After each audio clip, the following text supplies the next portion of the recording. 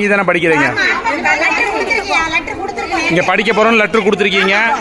ஆனா அதை அனுமதிச்சு தான் அவங்க படிக்க விட்டுருக்காங்க. ஆனா இப்ப திடீர்னு வெளியே போங்கங்கிறாங்க.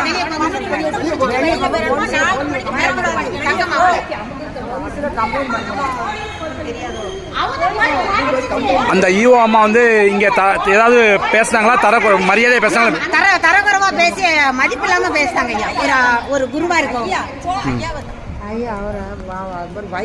வயசுக்காவது மரியாதை கொடுக்காண்டம்மா. ஒரு 75 வயசு மனுஷன் ஒரு குருவா இருந்து எங்களுக்கு நடக்குது. கோயில வீவோ உட்காந்து கொடைய கொண்டு வயிற்றுல குத்த